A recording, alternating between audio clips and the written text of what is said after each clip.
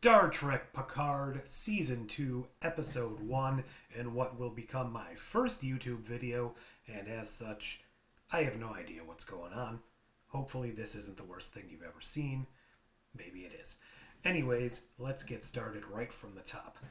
The first thing we discover in this episode is Season 1 pretty much doesn't matter. Nobody cares about anything. Everything that happened in Season 1 pretty much waved away in either a line of dialogue or just not referenced at all. The only thing that's really the same is they decided to keep all the same actors and characters. Brief rundown, I was not a big fan of Season 1. There were some things they did that I could tell were trying to appeal to the fans, but by and large didn't feel like the Star Trek universe at all.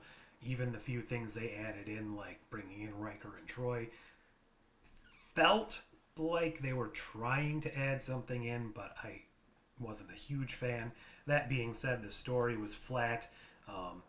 I'm not a big fan of these huge season-long arcs that are the end of the universe because, I don't know, everything's the end of the universe and then they fix it and there's no real payoff.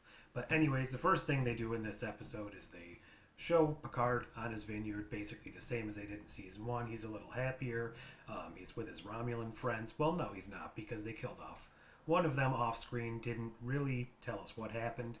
Not sure that's going to stick, but they wanted to put Picard in a kind of love triangle. Not really a love triangle, because the guy's dead, but a romance with one of the Romulan friends. Well, the other one died. Actually, I don't even think they said he died. He's just gone. I assumed he died, but we'll see where that goes. Not a big fan of the love triangle thing. Again, not a triangle because one of them's gone, but I guess they decided to build something up there. One of the things I'm still not a huge fan of in these shows from the new era of Star Trek are the use of dialogue that's more modern. I mean, Discovery does it a lot more than Picard, but this season of Picard still seems to have a little bit too much on the modern side. Now, that's not necessarily a bad thing, but I'm used to the whole, a little more professional speaking that we got in Deep Space Nine. Why did I go to Deep Space Nine? That's like the worst possible example. But anyways, that's the one thing that I do have problems with is the dialogue going forward. Also, another thing wasn't a huge fan of, but again, we haven't played through this, is what's going on with Picard and his family. Now, not his current day family, obviously. They had some flashback scenes to when he was a kid with his mother. None of the rest of his family was there. His brother wasn't mentioned. And his father was mentioned as well, who we have heard about in the past. Not really sure much of their relationship. I know it was a little strained. He didn't want Picard to go to Starfleet, that whole thing. He did talk about what it was like when his father was getting old and passing away, and we actually did meet him sort of, kind of, in that Tapestry episode of Next Gen, but again, that was a whole Q-induced coma, possibly didn't happen, did happen, whatever. So that may not have been accurate, but basically it seems like Picard was not a huge fan of the way his father went out, kind of starting as a strong man and then fading away to nothing is kind of what I remember from that, but we'll see where that's going with that. I really hope they don't play the whole trope of, Picard had a terrible childhood because his father was abusive and that turned him into the man he was. I really don't like that as a trope, and I don't know, it's just not something we really need to see with Picard as a human being. I mean, that's another thing. He's not a human being anymore. He's a robot, but I'll get to that later because I have some thoughts on how that's actually going to end and kind of, not retcon, but be erased. So the next thing we get to is, he's puttering around on the vineyard. Well, not puttering around so much. That was more Season 1. Now he's kind of enjoying it. Still a little weird that his entire family died there, and he's kind of living there, but it is what it is. So everything in Season 1, like I said before, has no repercussions. Anything that should have had repercussions is kind of hand-waved away, and I get that because they're trying to get to a new status quo, but I don't know how I really feel about that, especially, charges for murder being dropped. I understand there was extenuating circumstances, mind belts, all that sort of crap, but I don't know. It just feels like hey, you murdered a guy, you weren't in your right mind, but still, you know, it's something that's going to live with you, but that's something I can move past because there's been a lot of bad stuff that's happened in Star Trek history that they never mention from episode to episode. Like, one of my favorite examples is in Voyager when the original Harry Kim dies. Duplicate Harry Kim comes over to our ship, our universe, whatever, joins the normal crew. Never gets referenced again. I mean, doesn't traumatize him. He's just, whatever, fine. My whole crew's dead. These aren't the people I started with, but whatever. It's all fine. New uniforms, love them. Not really sure how they're going to go through the whole history and sequence of having 32 different new uniforms with every show, every season, sometimes within seasons, but I like them. I like seeing them in uniforms. I like seeing the cadet uniforms actually with the little asymmetrical thing. That's pretty cool looking, but we'll have to see where that goes. I do like them a lot more than anything they've really had at Discovery, and that includes the Mirror Universe stuff because I don't know. I get that they were probably trying to tie on from Enterprise with the blue uniform thing and the gold trim, but never did it for me. I should come right out and say that. Basically, anything Discovery, not a big fan of story-wise. A couple of the characters could be good, but the writing and the dialogue, not a huge fan of. So, overall, I want to say this episode of Picard, probably the best thing.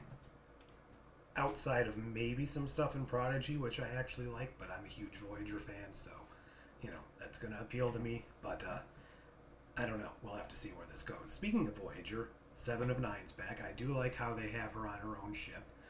Well, it's not her own ship originally. It's the ship they used last season, but now she's commanding it with the leftover remnants of the holograms, which kind of seem to be one hologram now, or the rest are disabled and she's only using one. Kind of like that because obviously in Voyager she was teamed up with the Doctor a lot. She had a lot of, camaraderie and stuff going on with the holographic life forms. So I think that's a good mix of her and a hologram. Thumbs up on that for me. What I didn't like is how they kind of just seemed to contrive everyone together. She just happened to be there, then, all the characters showed up separately in different groups at this place where everything was going to eventually happen. Now, obviously, maybe that was orchestrated, but I don't know. It's just kind of a little weird for me. One of the things that was kind of cool, we got to see the Deltons again. Now, this is something that's kind of feeling a little odd to me. We've got the Deltons. We've got the whole synthetic android thing from last season, which is carrying over now. We've got the Borg last season and this season. This season we had Q, we had Guinan. All of these things tied up together, kind of are leading me to wonder if we've got the Deltons and we've got the Borg. We've got this synthetic life form from last season, which, whether or not they reference again, I don't know. Are we going to see something to do with V'ger?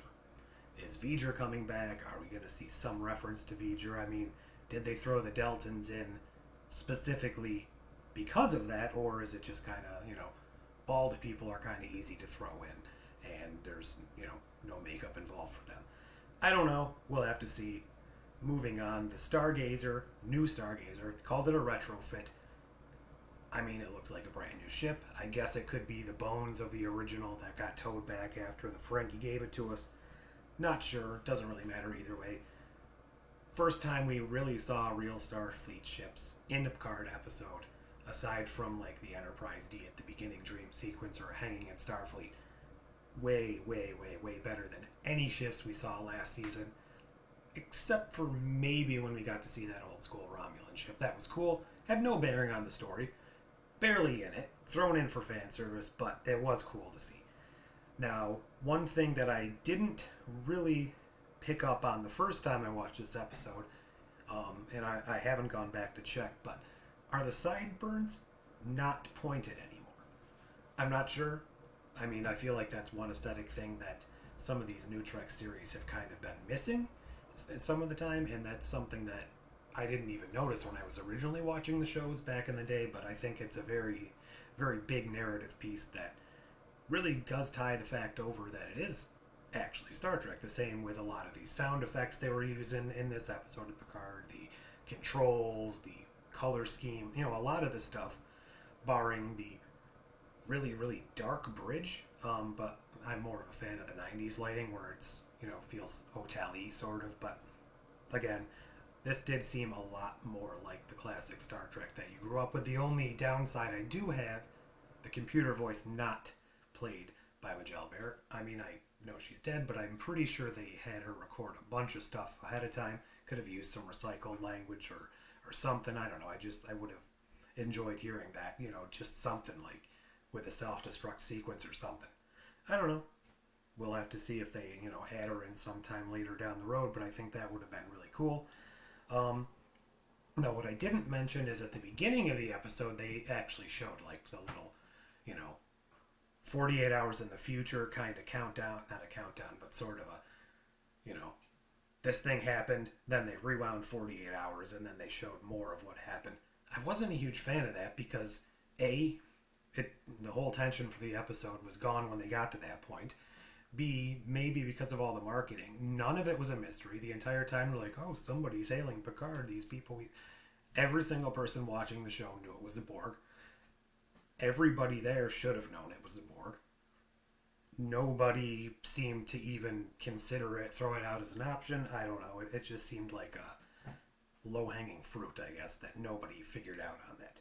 Again, storytelling, I know, but come on. It's it's the Borg. Everybody knew that. The ship looked like the Borg. They're coming through a green hole in space. They're speaking hundreds of different people in unison. I mean, if that's not your first thought, maybe, we shouldn't have survived them.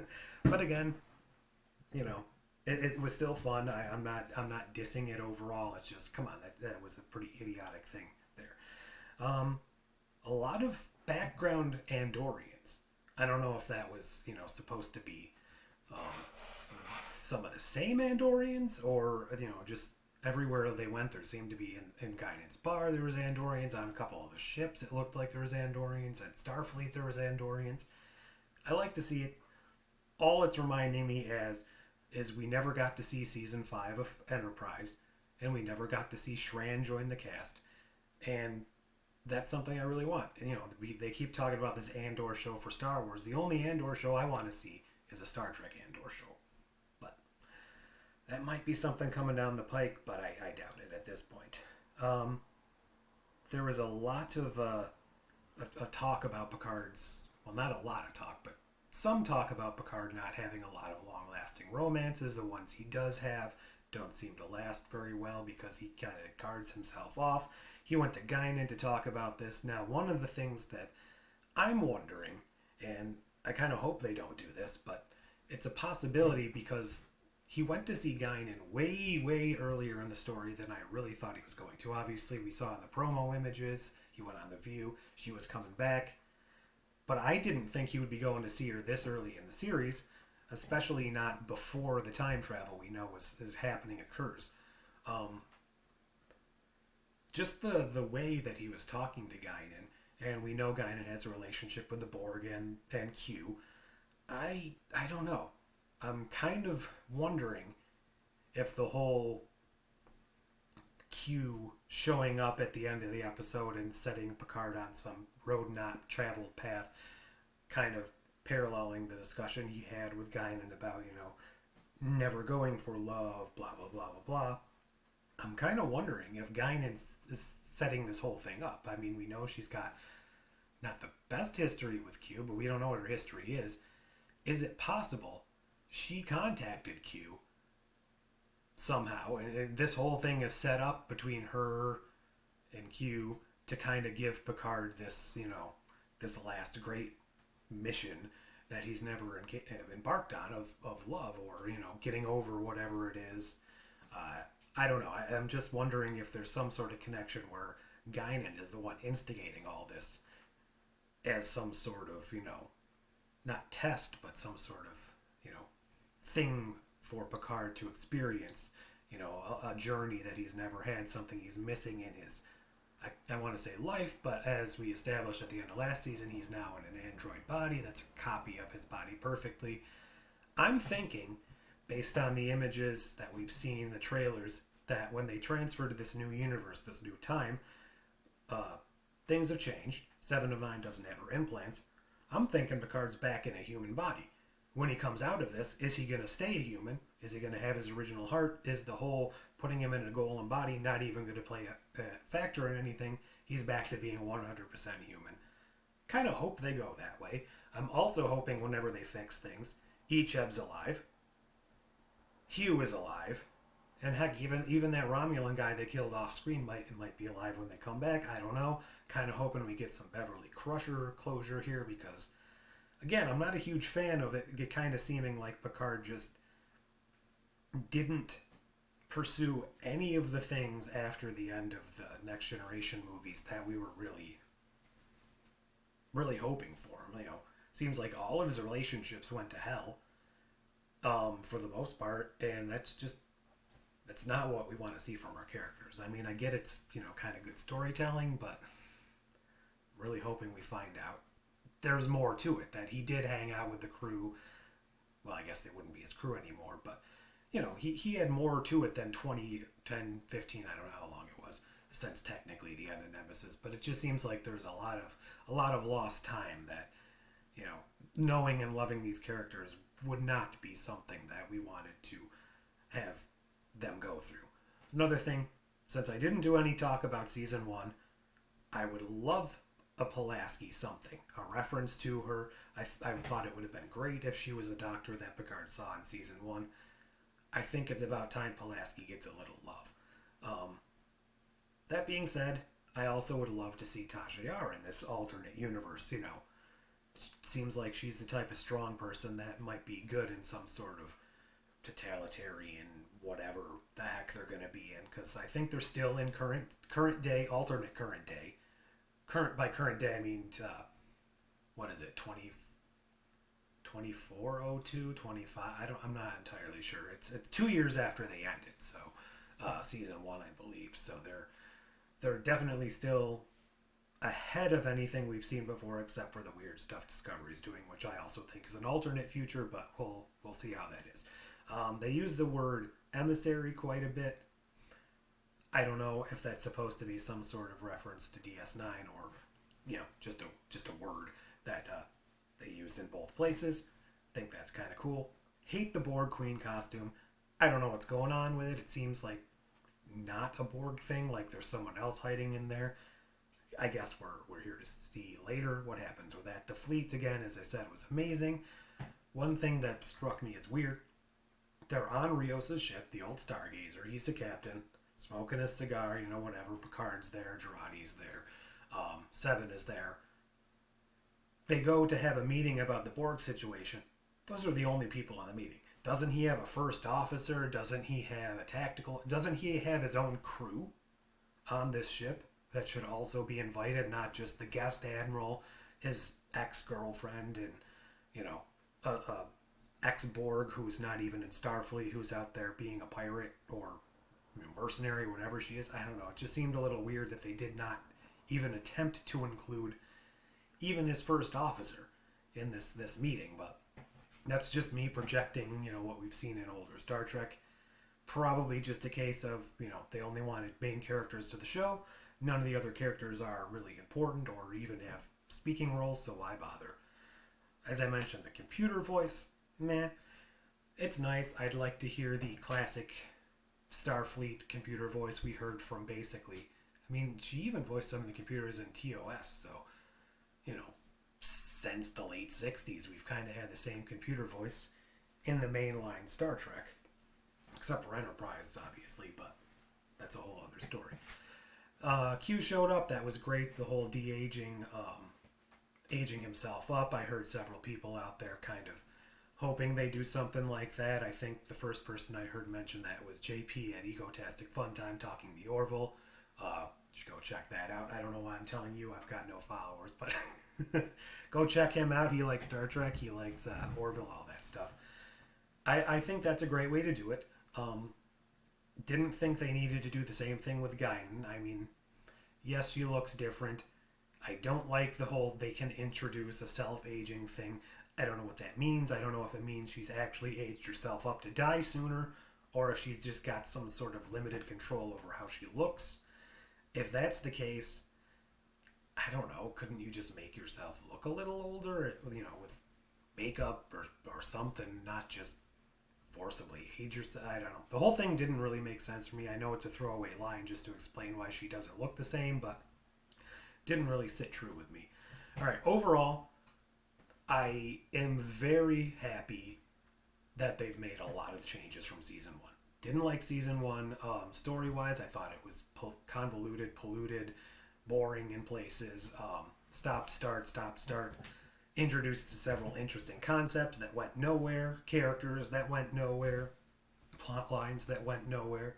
Even Patrick Stewart seems a lot more energetic. It's kind of hard at times to hear him talk because he's got that doesn't have the strong voice he used to have. I know that's not his fault, but it is a little sad to hear that. Everyone else that was coming back, 7 of 9, great job. I again, not sure how I feel about her path since Voyager, but that's not my story to tell. I would have liked it to be more, I don't know, happy. Again, wasn't a fan they killed Icheb, but I understand they did it to put her on a path. Really hoping when they set the timeline right, because I'm assuming that's what's going to happen at the end of this series if it's going where a lot of people think it's going. Icheb's back. Hugh's back. A lot of these things that happened in season 1 are kind of undone. Not really a fan of the whole Lovecraftian cyber demon beast thing that really had no long-lasting impact. It was just kind of there for shock value. The whole story led up to nothing. And I feel like they're really, really leaning hard into the things that a lot of the fans didn't like in season 1 to add them to the second season. And I'm really looking forward to where it goes.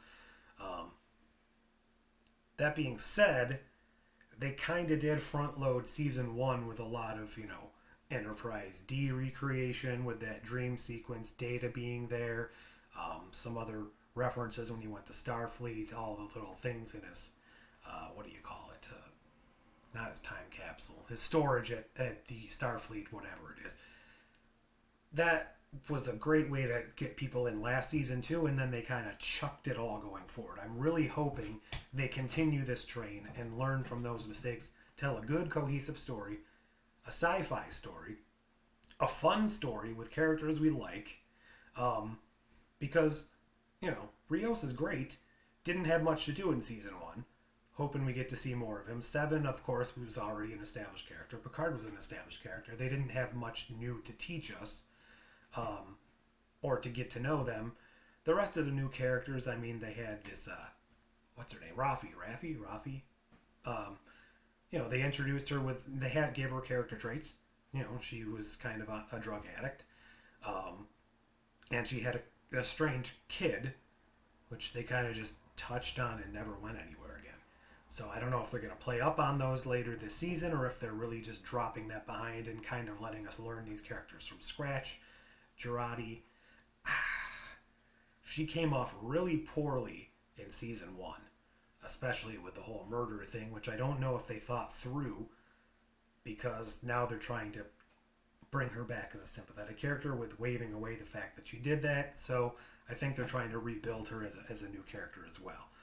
Other things I really liked in the episode, aside from what I've already mentioned, are just everyone seems to be doing a better job with, feeling more comfortable and inside the universe they're supposed to be in.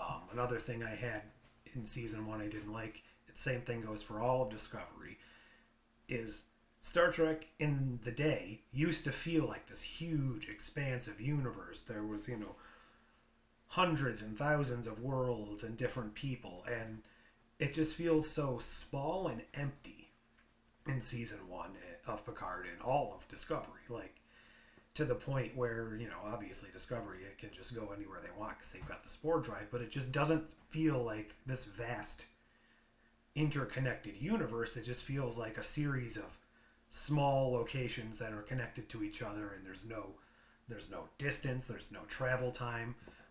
They're more worried about telling interpersonal stories of characters than they are about, the harder sci-fi of getting from place to place, all that stuff.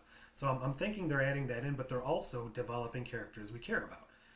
I'm hoping by the end of Picard season 2, some of these characters, like Elnor, who had absolutely nothing to do in season 1, and they looked like they were kind of ditching him and Soji for a while in season 2, actually get something to do and have a character, because going forward we can't always rely on the original characters. That's something that is great when you've got a new series and a new show, is to develop and bring in these new people that you will then make established, and they will go on.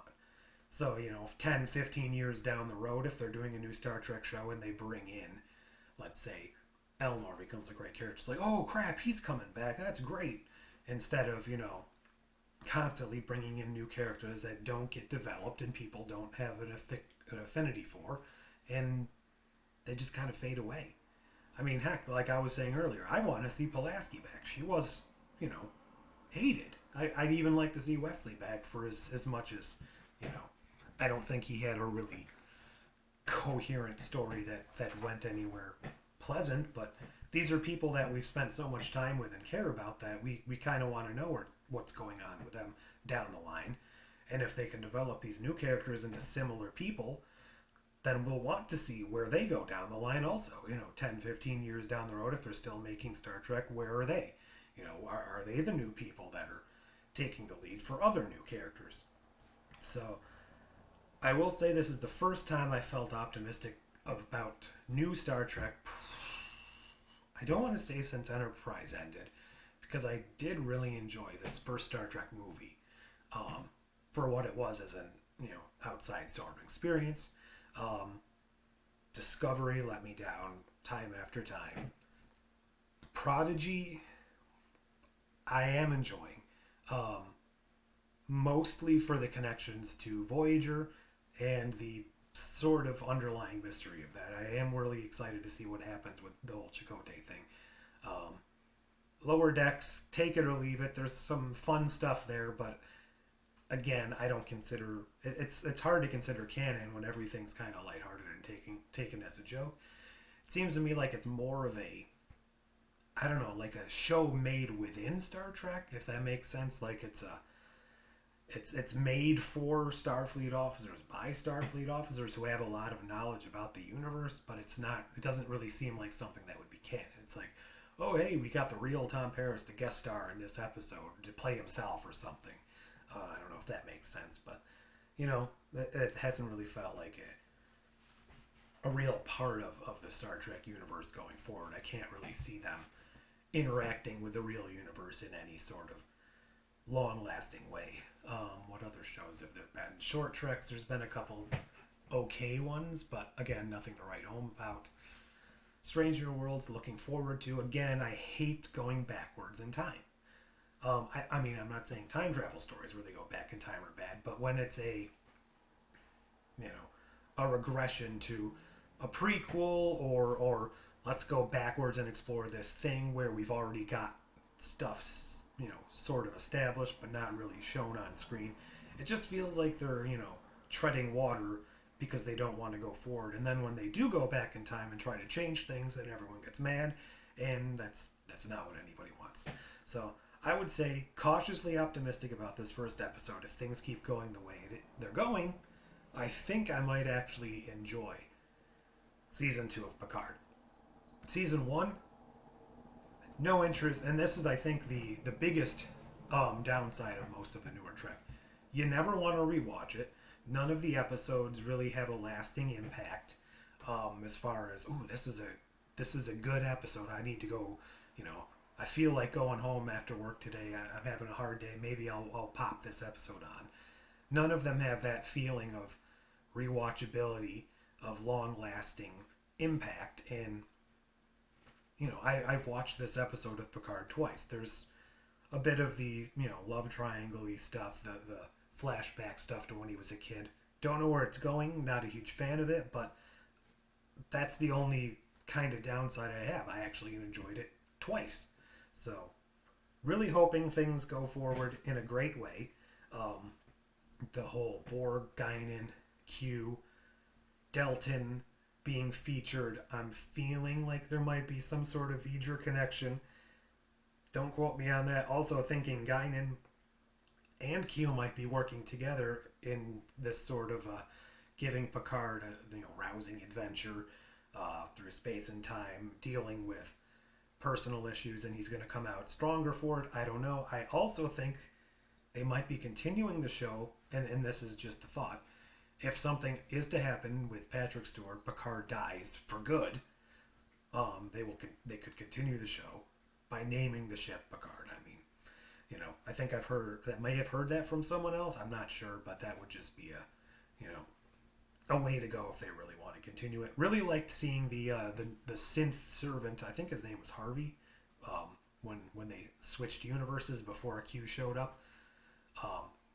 Not really sure if they're gonna do much with them, but it was nice to see because I liked them introduced last season, but hated what they did with them.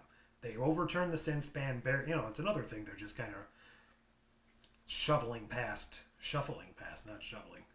Although maybe they're burying it. I guess that could be a possibility too.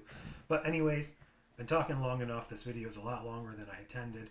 So since I'm new here, do all the things, like, share, subscribe.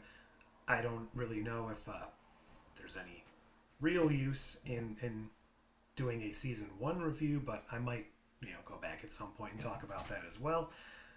Can't wait till the new episode comes out, and hopefully I'll be back, and I'll see you guys later, and we can talk more Star Trek Picard. Have a nice day, and live long and prosper.